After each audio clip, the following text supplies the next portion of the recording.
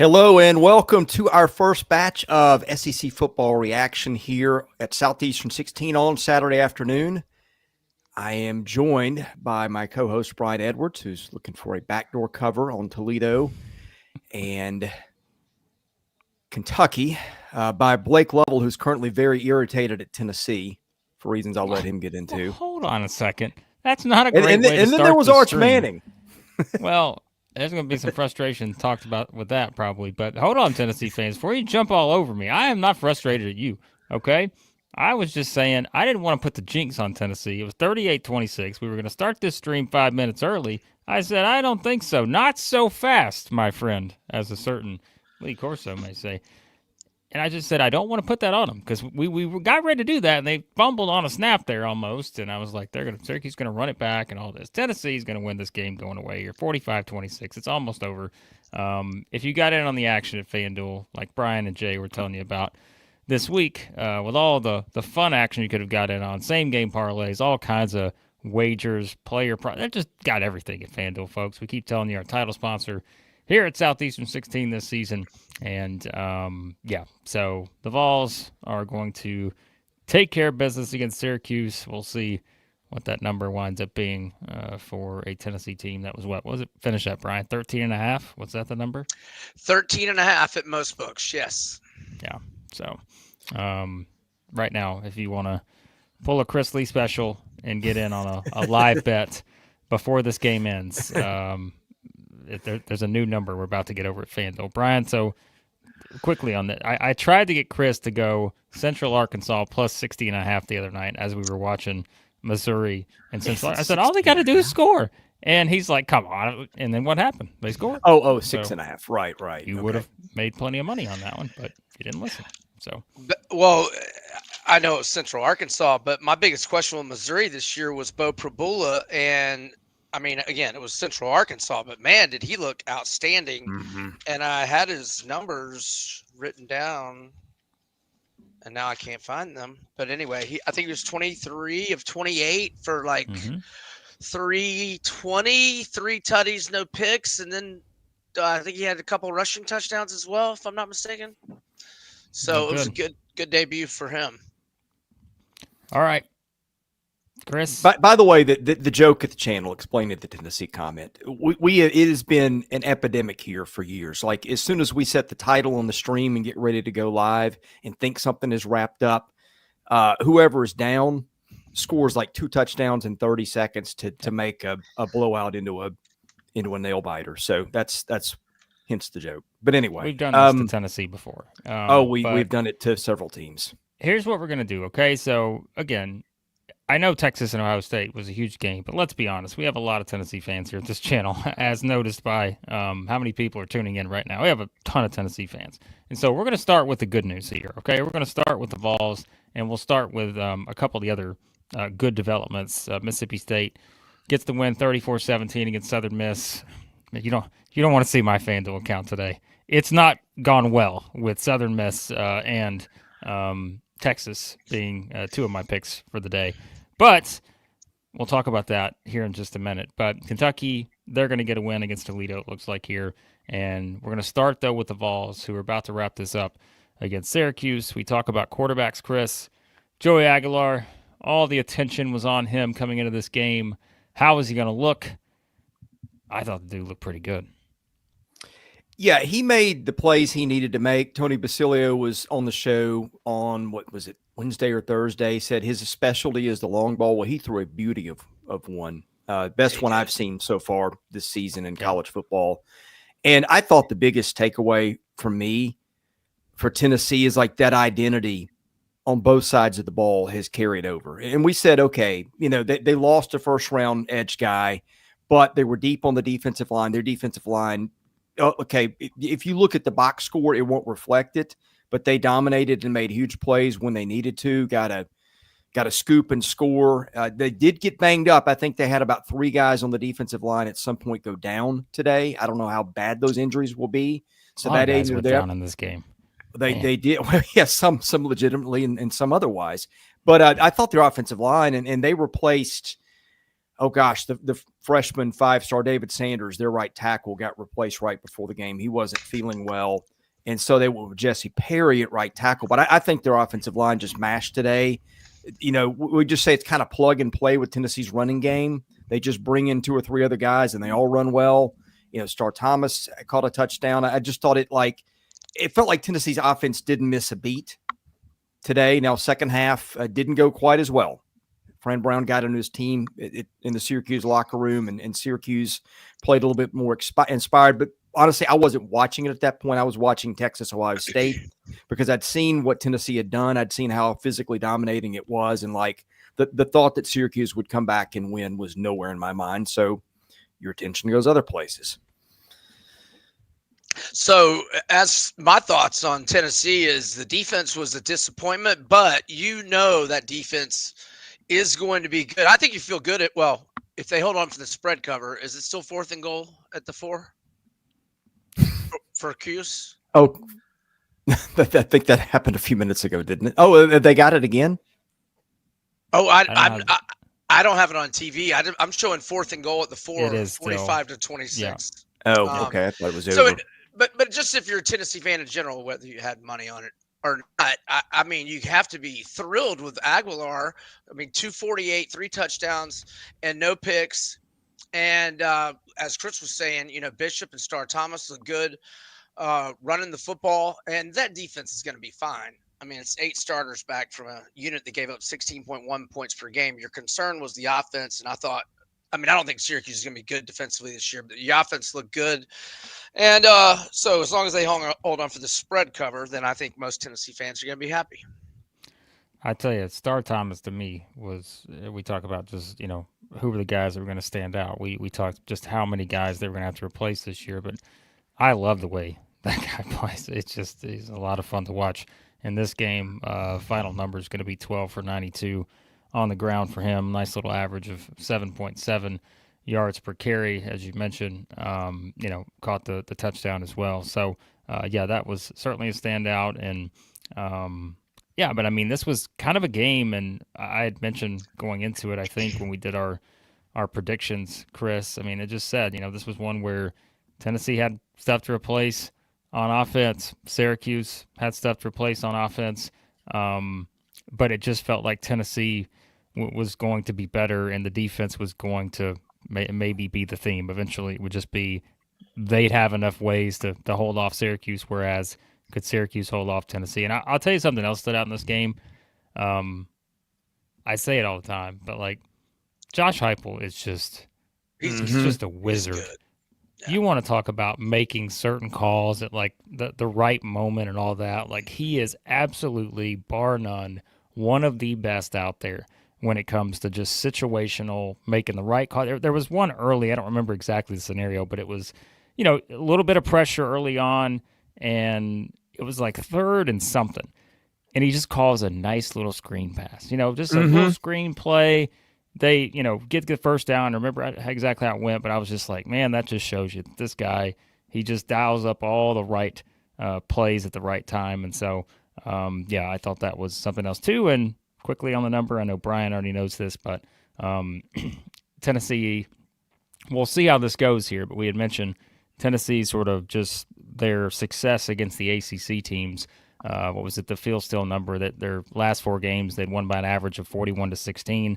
They were 4-0 straight up and against the spread. We'll see if that holds again here at the end. But, so Tennessee keeps rolling against the ACC teams. Touchdown Toledo, guys, to get ahead of the number, but 155 left. So another Dowdle 75-yard pop would be very bad for me. Feeling good for the moment. Matt G, what do you think about that? What do you think about Kentucky and Toledo here? Of course, Matt, our noted Kentucky fan, who has been getting Matt and Holly, by the way, getting the CATS cats going in the chat right now. But we'll see again how this finishes. So.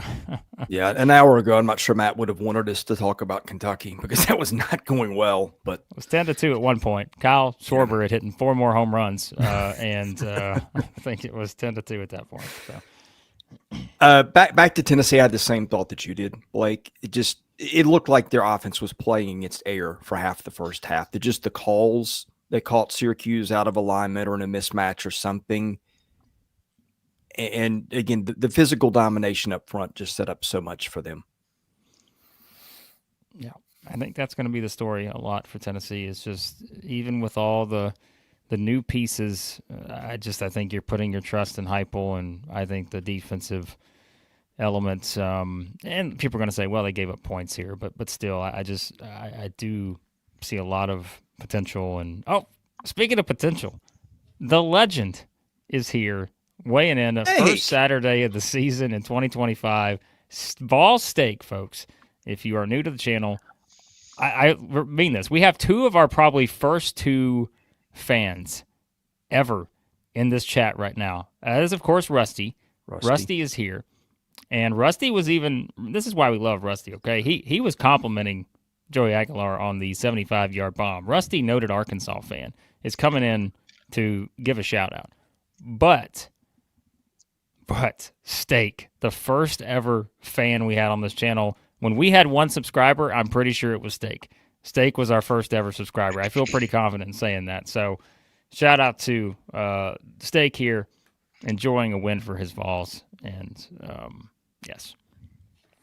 One more note on the Tennessee game. If you just looked at the box score, it didn't really tell the story. This was a game flow game. Tennessee was in control the whole time. Total offense at half was 331 to 141 in Tennessee's favor. And again, I think, sometimes games get a little crazy in the second half when the team has a big lead and whatever reason. But I thought, whatever the final ends up, I thought Tennessee looked pretty good today. Yeah. I mean, like I said earlier, the only thing you were a little concerned about is to give up a bunch of yards. But, I think that defense is going to be fine. They were fine last year. They were elite last year, and they've got almost everybody back. So I don't think you're too worried about that. Good day for the Vols. And it's like we've said this over the years, but like the misconception of it's the Josh Heupel offense. They're just going to throw. And we always have to remind people they are built on the idea that we want to just run it down your throat. And we're going to use that to play into play action through the air and be able to get our quarterback, better looks and all those things. And 40 rushing attempts today, 246 on the ground, 6.2 yards per rush. And I think, too, it's Tennessee, and this isn't always going to be the case, right? But because they play at the tempo they play at, it is going to be situations, Chris, where they were even talking about at the end of this game where it's hey, they're still not milking the clock. They're still snapping it with 25 seconds to go because they just want to keep go, and that's going to put your defense back on the field if you're scoring and those kind of things. So it may lead to giving up a few more yards here or there and all that. But, yeah, I think if you're a Tennessee fan, you're probably feeling pretty good coming out of this. And, again, I think this is probably exactly what you want to see in terms of the new look, pieces on offense, and feel pretty confident about where you're at moving forward. And remember, too, we talk about upcoming schedules. Tennessee does not hit the road until they play Mississippi State. Next 3 games after this, ETSU, the big one against Georgia on September 13th, and then UAB after that. So, yeah, I think the Mississippi State game could potentially be a little more interesting than I thought before the season. But we haven't talked about the elephant in the room yet. Jackson Arnold last night? No. That's more pleasant than the one I was going to bring up. The elephant. The elephant just scored a touchdown, by the way. That other elephant. But Alabama? No. Who's the elephant? Come on. Did you guys not watch Ohio State and Texas? Oh, well, we were going to get Arch to that. Manning? Yeah, we were? Arch Okay. Manning. I wasn't sure. Obviously, we were going to talk about the game between the number 1 and number 3 team in the country, but we were just starting with the good news for the Vols fans here. By the way, people were asking for the final score, 45-26, the final here. Apologize, Jesse. I know you were asking for that. And I know some people also pissed off in the chat because ESPN said, you know what? We got to get to the Tide and the Seminoles. We're not going to leave this game on here. It's over. And so apologies for the Tennessee fans not getting to watch shocked. the final. I'm in the Nashville area, and they pulled it. Isn't it? I know it is. I had to. Well, and the worst, I turned Tennessee on the ESPN app next to me, and they had technical difficulties, so you couldn't catch it there either. So not a Wow. great. By the way, Fox won ESPN nothing on opening day. Loved watching 4K on Fox. It's fantastic. I mean, ESPN did have a morning with the game day show, which if you didn't get a little choked up by that, you may not have a heart. But yeah, in terms of the broadcast today, Fox is beaten ESPN in my mind. All right. Did Portnoy and Meyer have any back and forth that I need to go check out? I don't know. I'm curious about how that story's going to play out. Yeah. No doubt about it. All right. So Kentucky quick just thoughts. got. I'm sorry to interrupt there. No. Kentucky just got a first down here, and so I'm hoping Mr. Stoops is not going to pull a crystal ball, and we'll go into victory formation, and I will have a backdoor cover secured. But there's a minute 11 left, and he's not in victory formation yet. We'll see. Matt G, make a call to your guy, Mr. Stoops. There, we got money on the line here. So, all right, we're gonna jump into some other things. Don't worry, Tennessee fans, hang around. We'll probably get back to you when we jump into everyone's comments here in just a few. But of course, weigh in if you're a Tennessee fan. Your victory over Syracuse. But we are now going to jump into Texas and Ohio State for a few. I mean, listen, the final score was 14-7, but I mean, Chris, this was just Texas got nothing going until pretty much the end of the game. Blake, I think I brought this up in one of our off-season streams, and I think I got laughed at for this. Like I said, what happens if Arch Manning just goes up and lays an egg in Columbus? I didn't think it was going to happen, right? But we presume we know a lot more than we know coming into these games. You point out what you know and you say, let's watch them play ball and see how it turns out. But boy, is there going to be some stuff talked about in around Austin this week? Is there going to be a narrative around that program? I think maybe. I mean, the pressure cooker is going to begin for Arch Manning. I think the questions of why he didn't beat out Quinn Ewers are going to be there. I think the questions for Steve Sarkisian not getting as much out of his talent. Or the ones I've been asking for a while. It's not that they haven't been good, but you feel like they've got a gear to them where they aren't able to separate from teams like I think they should, given the talent. And today, they couldn't even beat a team that I thought, frankly, they were better than on paper. Granted, you're playing the defending national champion in their house, and it's a forgivable loss, but the way they looked, they just looked awful. I mean, they really did. The defense was good.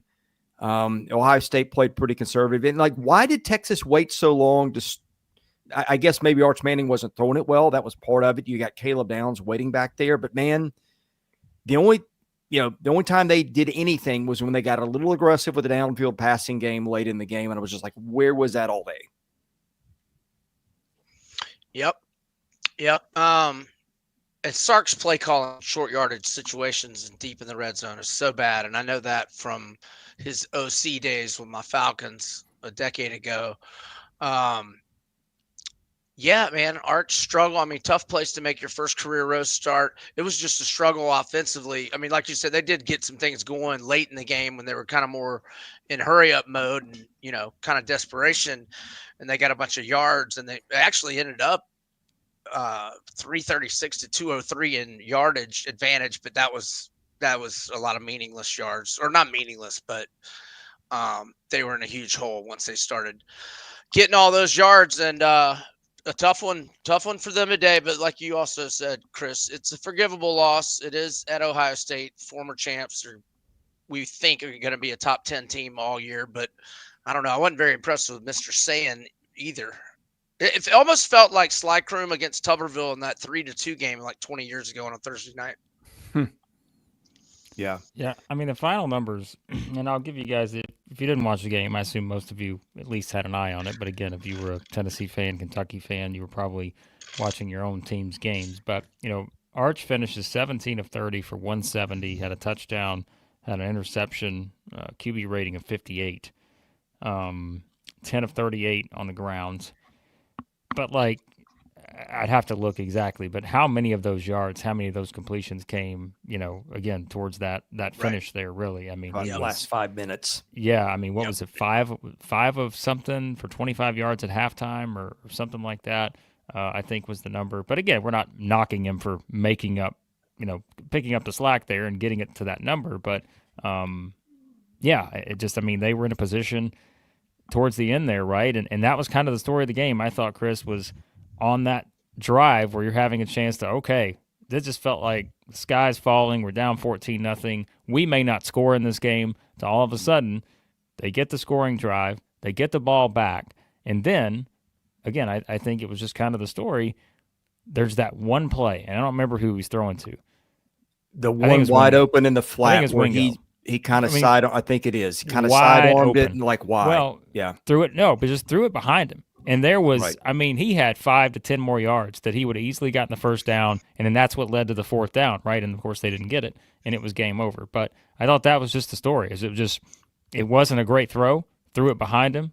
Saw on the replay, it just all of this open space, but just simply, threw it a little bit too much behind him and couldn't make the catch. And fourth down play, don't convert, game over.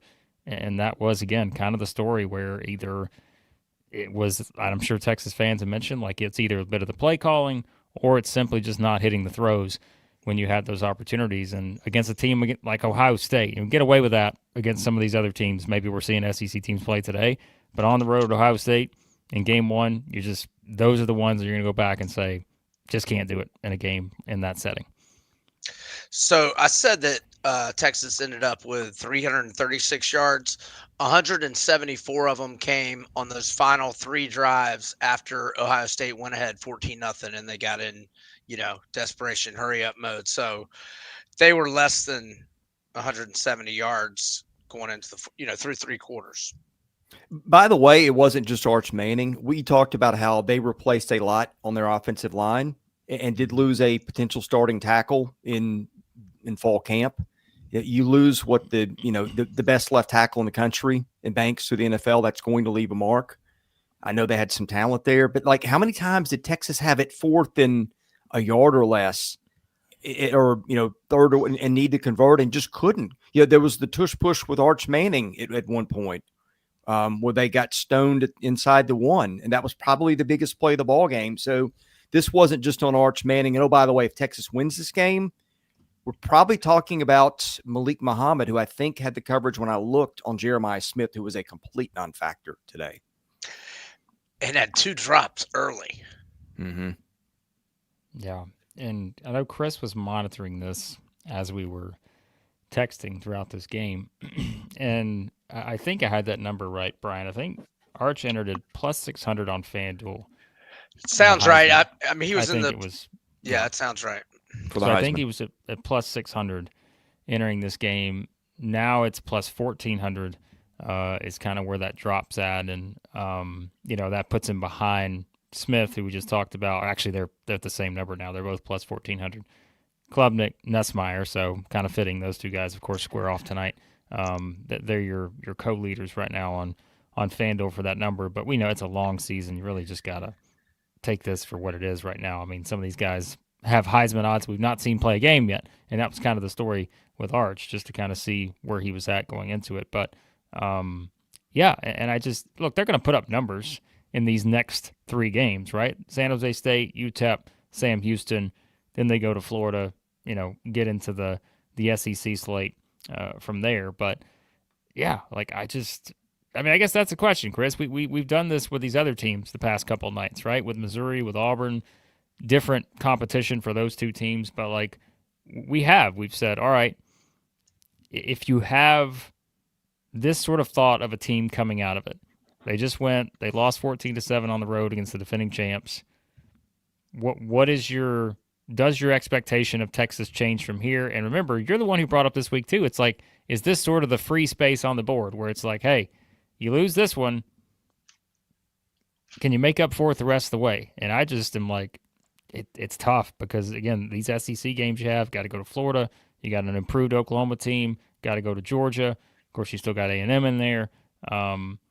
So, I mean, thoughts on, do you reassess, your thoughts on Texas moving forward after this game.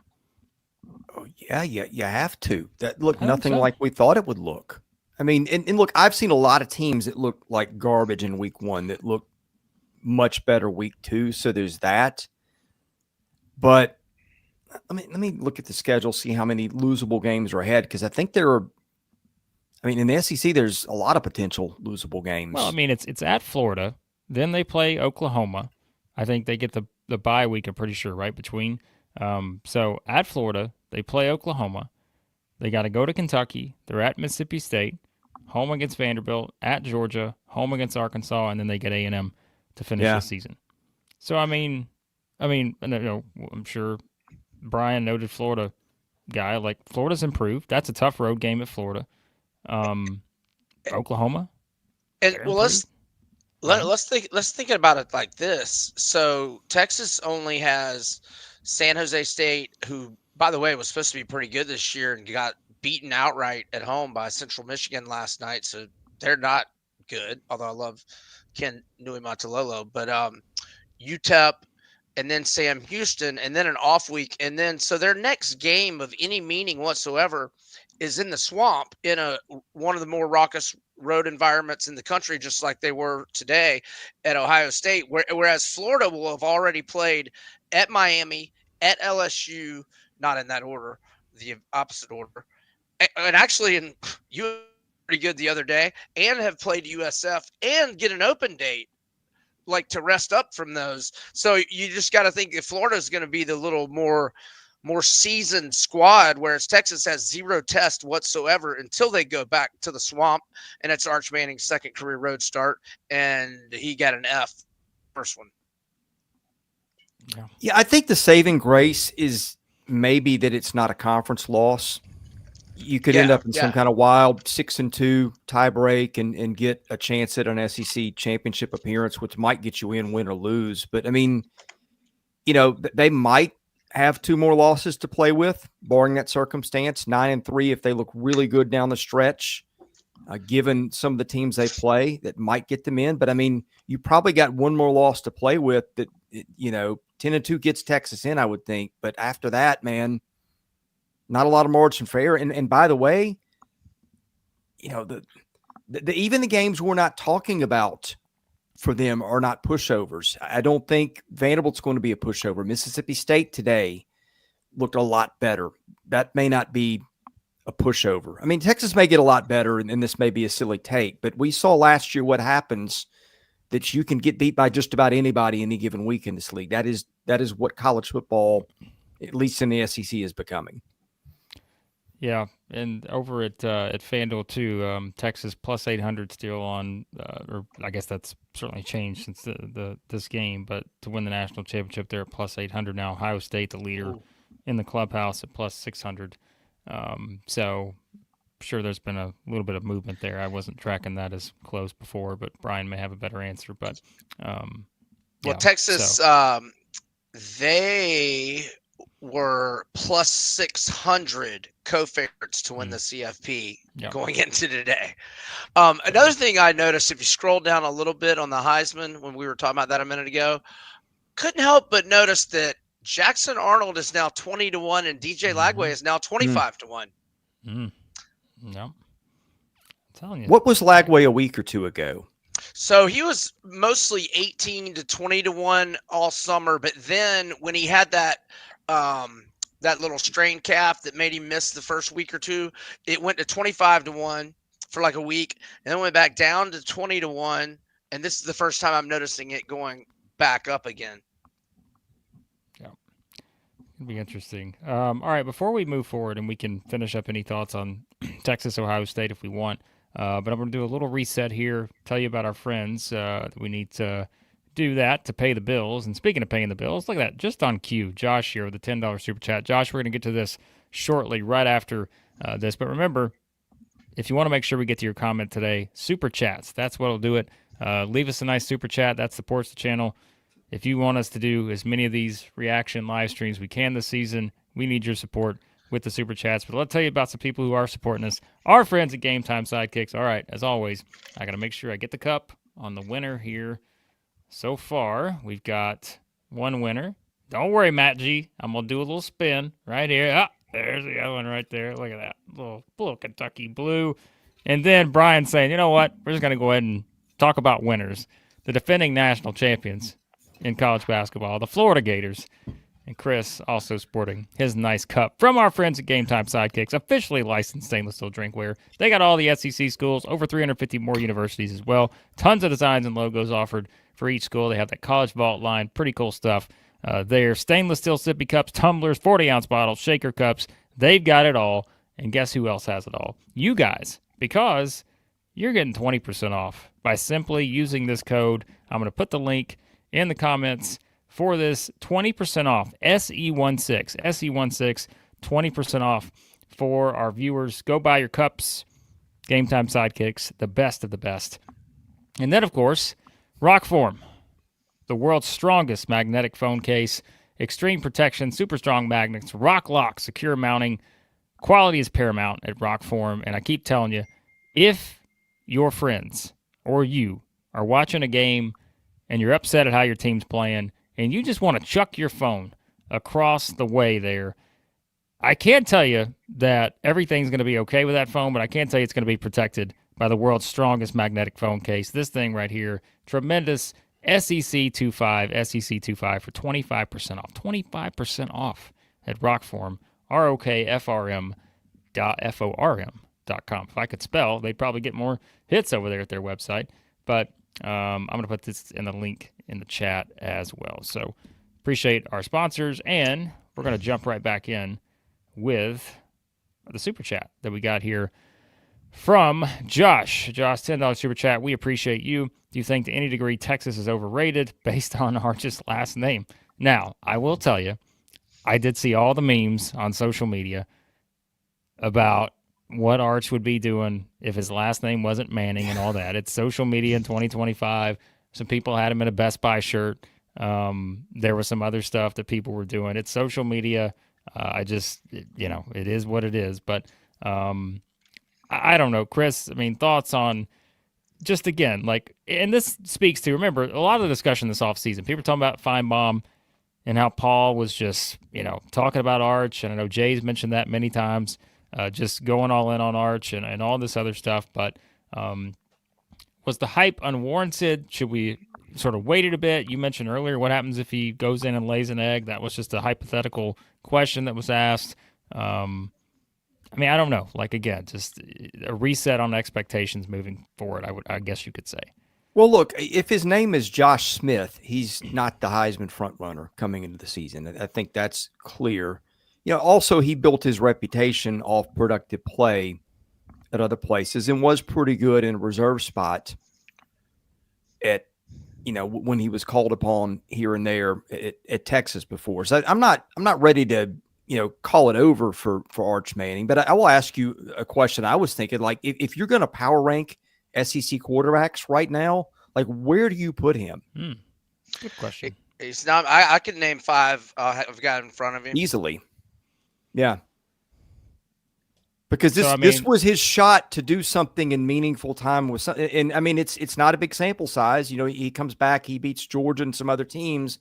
This is a different conversation, but you have to judge somebody on what he's done. And in his first big shot, he whiffed. Nussmeier? Oh, Sellers? Easily ahead of him. Easily. Nussmeier, Sellers, Lagway. Yep. Arnold. Hey, I know we're not supposed to talk about what's going on in a game right now, but I'm not gonna, but I see another quarterback is playing right now that I would take ahead of him right now. That I have not really, who I'm talking about, I'm sure. Yeah.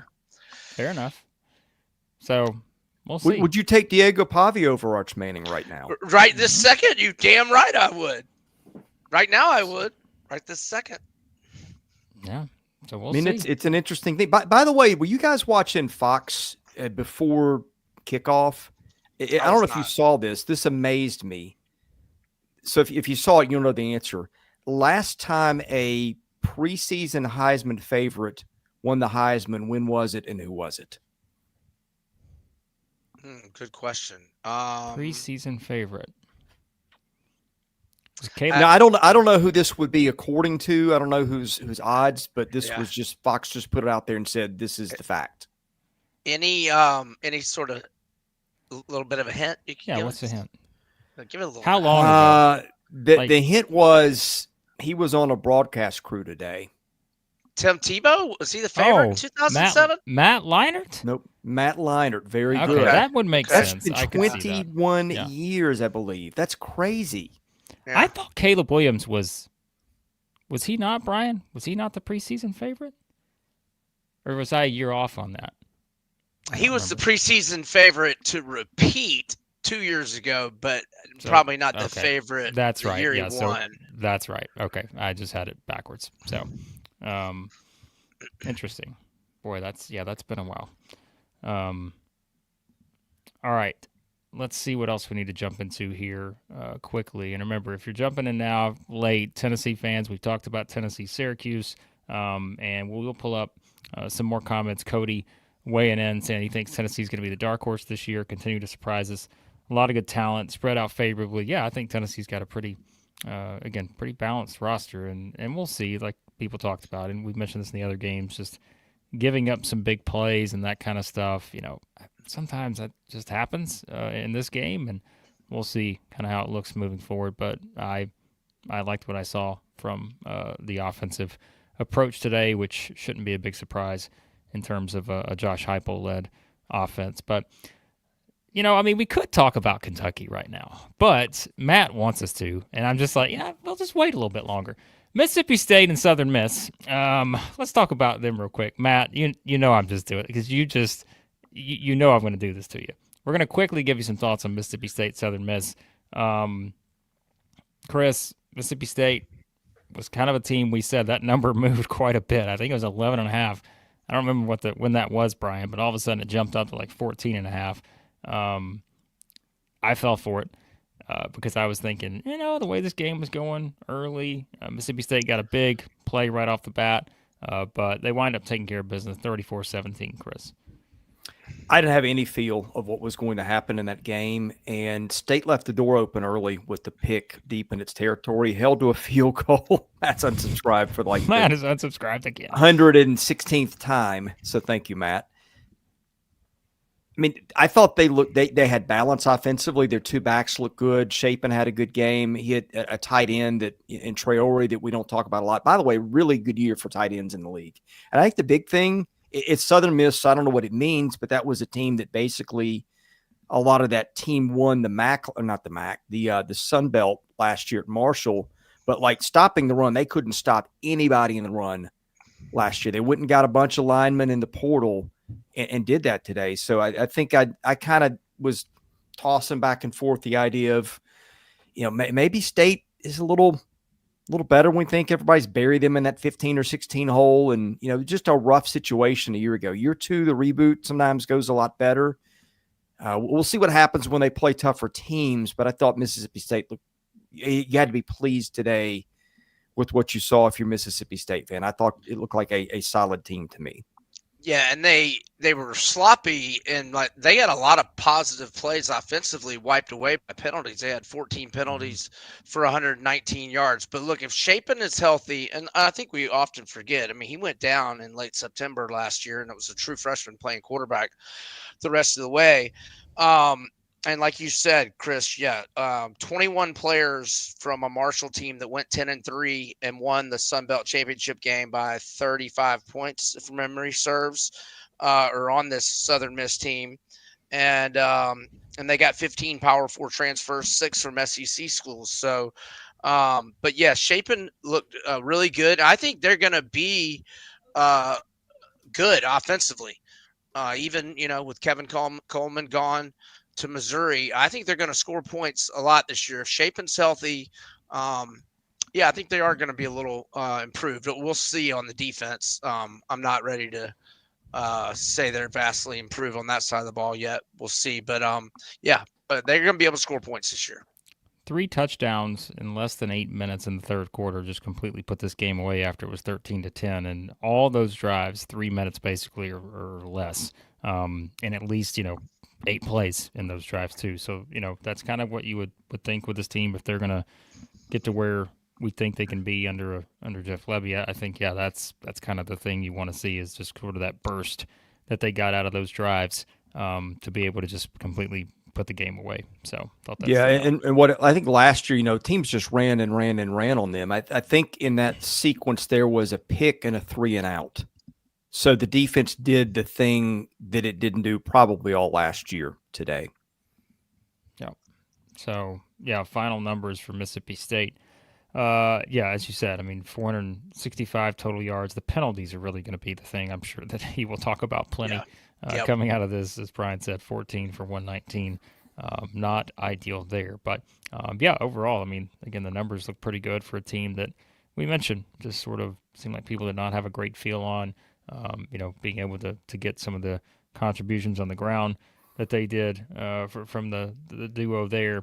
And, I just think, you probably Mississippi State go in kind of a tricky game starting on the road at a Southern Miss team, really good coach coming over. And now you get ready for what will be one of the more intriguing games next week, Brian, against Arizona State.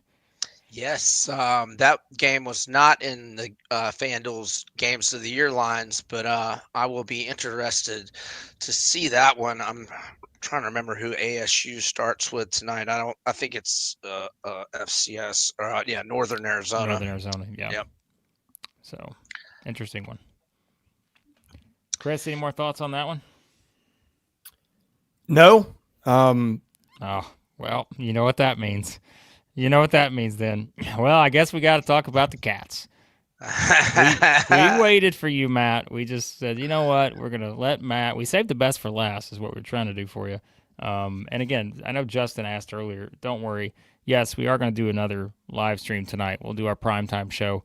Tonight, Chris, I think Chase and Jay will be talking all kinds of stuff on that one later tonight. Kind of wrap up, of course, Clemson LSU, the big high-profile game tonight. But we'll do the entire wrap-up of the day. Alabama, Florida State will get talked about in that. I know it's kind of a in-between type game, so Alabama fans, you might have to wait a bit to get to the primetime show for that one. But so that's kind of the expectation there. But Chris, the Cats, Kentucky gets a win. I don't know how many people thought it would be pretty. Like, we talked about it throughout the week. All of our guys were just mentioning, the possibility of how exactly this game play out, what were going to be the expectations for Kentucky this season. Kentucky gets the win 24-16, but, probably not unexpectedly, was not the prettiest game at times. Yeah, and to be transparent, I was, watching 4 games at once, and that was kind of 4 on 4 of my radar. It started a little later, and so I got around to it. By the time I got around to getting it on, it was firmly in pitcher's duel territory for a while. And, I would say this, what I saw, it felt like, okay, with Mark Stoops, Kentucky has had an identity, right? And it's been defense, which showed up today. Alex Safari, one of their better defenders, had a good day for them. And running game, they established that Dante Dowdell, the transfer from Nebraska, who's a pretty good player, and I think a bit of a pro prospect, ripped off a 79-yard run late in that game, which kind of sealed it. So that's the good. Kentucky kind of got that in the trenches toughness and the running game going, which have been kind of hallmarks of Mark Stoops' program when it's gone well. Now, the problem is it feels like that's the place where quarterbacks go to die these days, and boy, Zach Calzada's line was not pretty. 10 of 23, 85 yards, an interception. Was it he that lost the fumble? No, I'm sorry. It was Willie Rodriguez lost the fumble. But, yeah, like you said, the defense, which lost a lot of dudes, and I was thinking because Toledo's got a good offense. And Tucker Gleason's been around a while. Junior Vandeross is a really good receiver. And they, Toledo got a lot of their yards. They ended up out-yarding Kentucky, but a lot of those were meaningless, kind of like those Texas yards we were talking about a few minutes ago. They got those yards when they went hurry up after the Dowdell run, or actually even prior to that, they had a couple touchdown drives where they were in hurry up, and that's where they got most of their yards. Kentucky defense was pretty dominant today, and but yeah, I think unders could be a thing for them again, because I don't when they play elite defenses, I don't know if they're going to do much offensively again this year. Well, I mean, I look, and again, whether you like Kentucky sports radio or not, like I know a lot of our Kentucky fans go over there watch their stuff, but like, I mean, Matt Jones put out a tweet that I think kind of sums it up, right? And he was talking about just the first half. Kentucky defense better, Kentucky offense same. Could have been worse, but a long way to go. Like I think that really sums up probably if you watch this game. Like I think that's it. And that he was just talking about the first half, but I think that's probably more of the overall summary once you got to the end of this game is that may just simply be the story for a while with Kentucky. Yep. The other story here, Chip Trainum, who was at Kentucky, I guess it was last year, did not realize he transferred to Toledo. I guess that he was their leading ball carrier today, and Kentucky kind of shut him down 14 for 41. So there was another storyline in that one.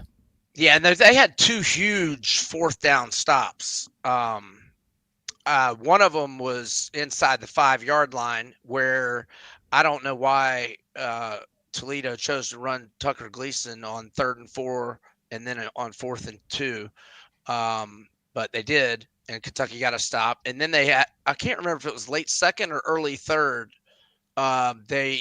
Toledo was at like Kentucky's like 40-ish, maybe only 45. And or I'm sorry, yeah, Toledo was on Kentucky's 45, and they got a stop on 4th and 1. So those were two stops for Kentucky. Yeah, and remember, for Kentucky moving forward, again, we always say, what are your expectations moving forward after, one of these type games? Kentucky steps right into SEC play next week. They play Ole Miss, who, we still don't have a look at yet. We'll get that tonight in that game against Georgia State, but yeah, I mean it's quite a turnaround. At least it's in Lexington, I'd say, but hard to maybe have an exact feel on that game until we take a look at Ole Miss later. I think that's fair, Chris. Yeah, I think it's going to be a bit. I mean, I think we kind of have an idea of what they are. It's a team that can get after you physically, defensively, and is going to struggle on offense.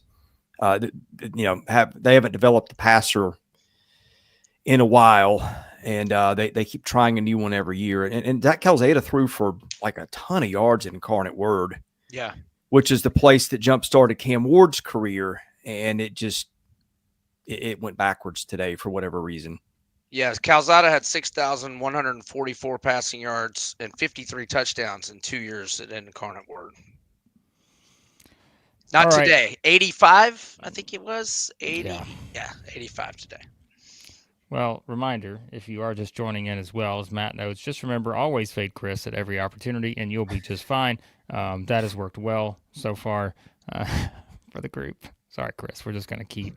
Hey, Matt, I did pick you guys to win. I didn't go with the herd that was calling for the Toledo upset. So we've got that going for us here.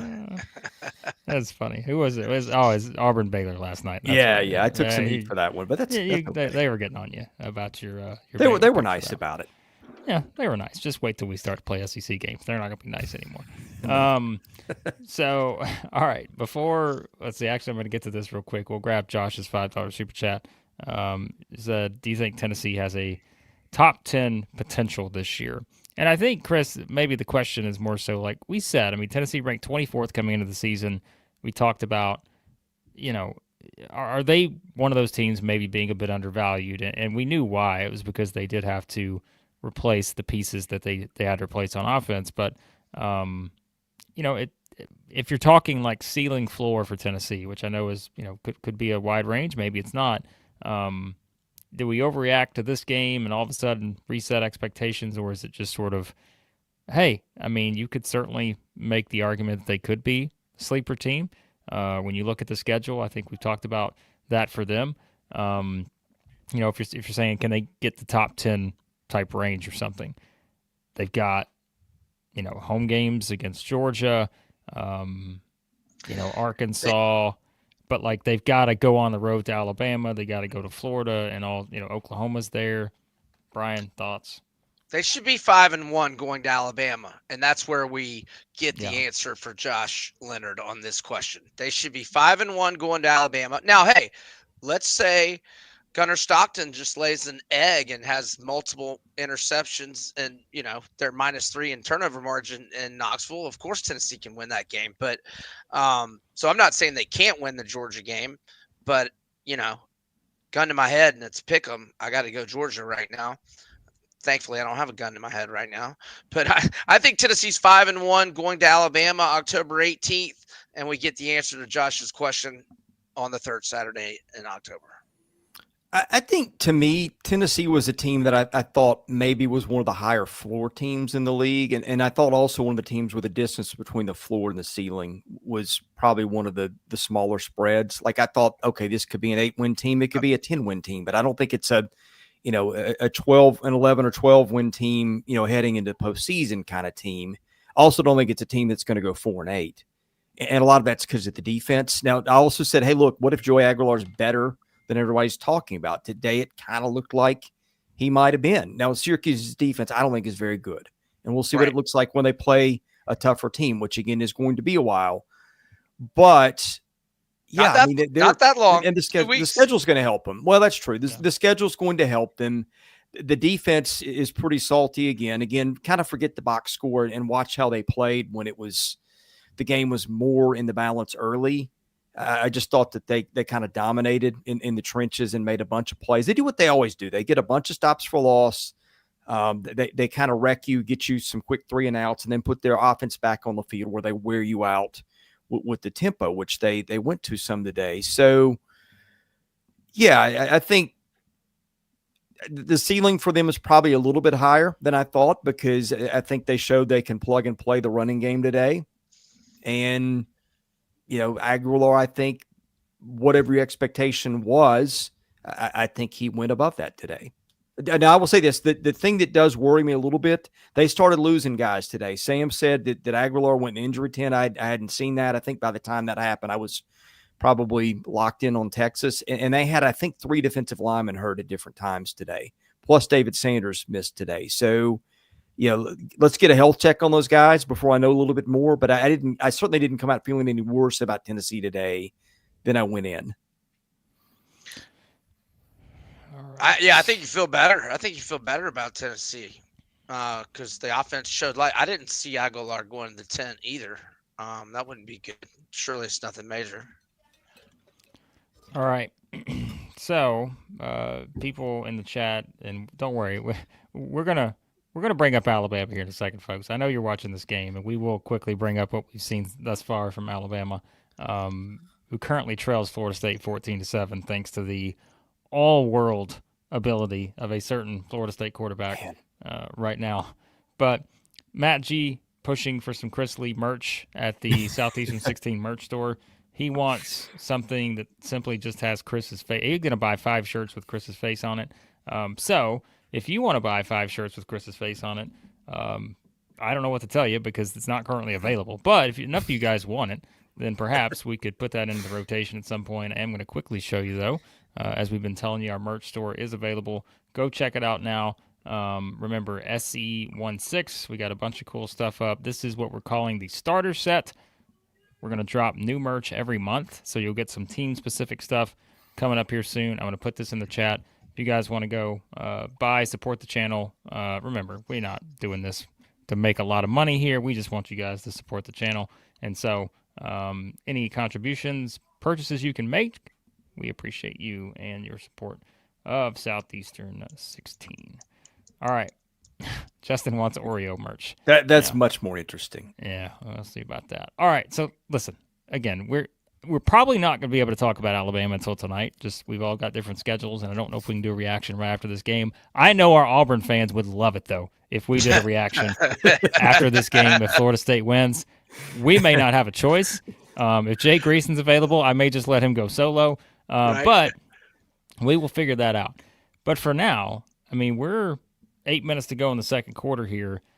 Florida State's getting the ball back now, up 14-7. And where's Jesse's comment? I had this earlier pulled up somewhere. And, yeah, I mean, Ty Simpson is just out there trying to make things happen, but Jesse knows too. Like Alabama at the line of scrimmage right now, not having their way the way that perhaps some people thought they would. I'm showing Castellano 6 of 6, 66 yards and 35 rushing yards, 1 touchdown on 5 attempts. But I think Simpson's, when I've looked over there, Simpson's made some good throws, and he had a man open on 3rd down a second ago, but the pressure got to him at the very end. Maybe he got hit, or else he would have probably hit that pass. Yeah. Wow. I mean, I'm just, again, people are going to listen to this on replay and know how the game ends, but I'm just envisioning here multiple possibilities and wondering, the conversation coming out of it. So I saw the player prop for Squirrel White's receiving yards was only 22.5 this morning, and I was like, what? Surely he's going to be way more involved in that. And then when I was looking over there at the start of this live, he catches a 40-yard pass. So, yeah, should have had that one. Yeah, it's minus 2.5, by the way, now in Bama's favor over at FanDuel live. So live line 2.5. 2.5. I think I lean Bama there. Minus 114 on the numbers. So, yeah. All right, Chris. Any additional thoughts on anything from the day so far? Interesting. I think you always go into the season going, what do we really know? When in there, the transfer portal, and a lot of the day didn't look like we suspected it might with our best guesses. So I think that just makes it more fun. So you're telling me that sometimes we have you just don't know. No, so you're telling me sometimes when we have all these months that we got to find stuff to talk about, are you telling me that sometimes we just have to come up with some stuff that maybe by week 1 we have to just throw out and say, you know what, maybe that wasn't the case? You're telling me not us, but other people. Well, there's a lot of people. It's definitely happens every year. Don't forget that. It happens every single year. So, yeah. But anyways. I mean, Blake, what were yours? You've kind of played traffic cop here, but what were your real opinions of it when push came to shove? We talked last night after the Auburn game. Everybody was asking, what's the game other than the obvious games? What are you looking for? And I said Tennessee was number 1 for me just because I wanted to see what the offense looked like. But I've also repeatedly said I think it's the faith in Josh Heupel, and I think that he has always been someone, when you watch them play, he has done an outstanding job of putting his guys in the best position for those individual guys to succeed. And when it all comes together offensively, again, you could see some of the things today where you can see the upside moving forward with Joey Aguilar. You can see, again, what a Star Thomas can do within that offense, like all those different things. And so I thought that was, probably the thing to me. And I know some Tennessee fans have talked about, sure, there's some things you got to clean up on the defensive side that you'd like to see be better. But nonetheless, I think that was one of the stories. And sure, I don't know exactly how to react to the Mississippi State thing. Like, I don't really know what we take coming out of that. I think Blake Shapen obviously looked good. And we'll kind of, like we said, next week is the real test for Mississippi State, the home game against Arizona State. But other than that, I mean, there's not a lot. I mean, other than, the obvious choice of just saying Alabama and Florida State right now. But I thought Tennessee was certainly one of the biggest ones outside of also the obvious one of Texas just simply not looking great at Ohio State. So I think you feel good if you're Mississippi State. Kentucky, yeah. Missouri, you got your new guys, Bo Prabula and Ahmad Hardy, looked really good. Obviously, that was a couple nights ago. Auburn, you got to feel really good about that. Not only is that a solid road win, it's by double digits. You finally see a quarterback making some plays, showing some confidence. Tennessee, Aguilar looked good.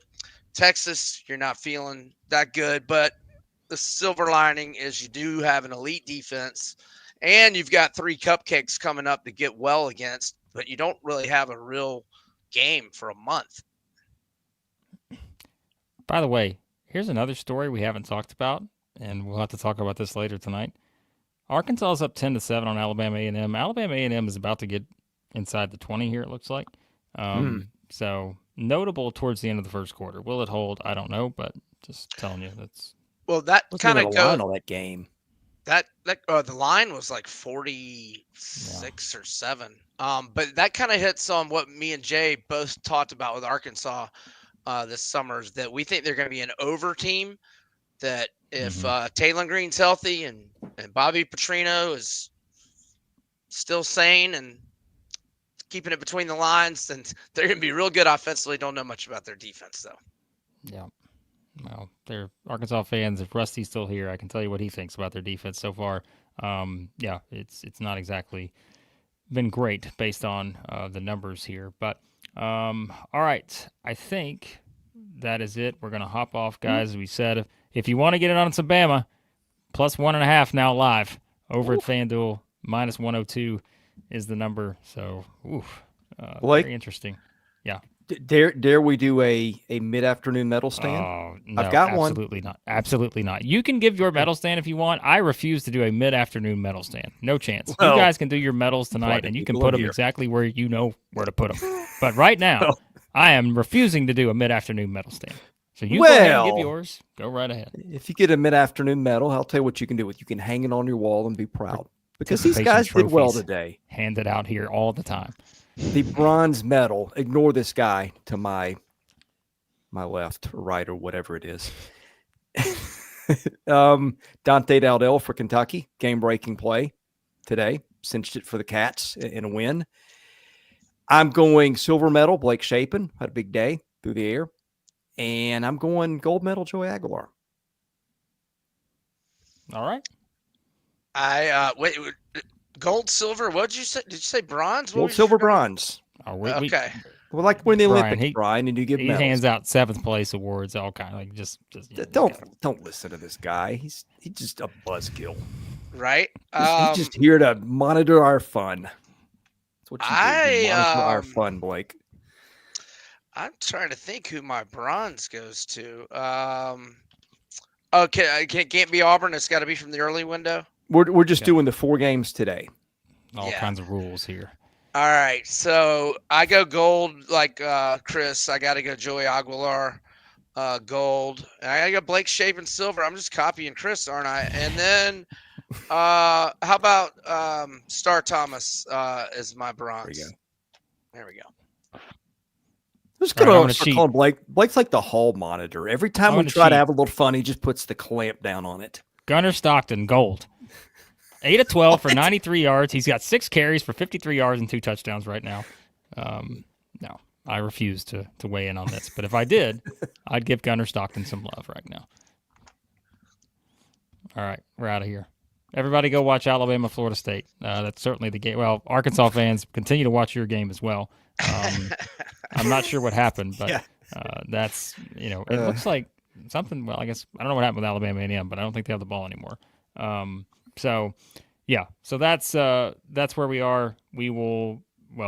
Chris will be back tonight to chat all the late games, Clemson, LSU, with Chase and Jay, I think is the current plan. So again, Alabama fans, Auburn fans, maybe you may want to check that one out too. Who knows? We may decide to do something after this game, depending on what happens, but schedules TBD on that. But Chris, we're out of here. Remember, have fun, bet responsibly. Our friends at FanDuel, get in on the action there, support them, because that supports us here at Southeastern 16. Yeah, thanks to Brian and Blake for joining me here. Thanks to you guys for listening. Thanks to the super chats. God bless you. Have a great night. We'll see. Except for Matt. No, thank you, Matt. Anyway, thanks for watching. We'll be back tonight with more of this.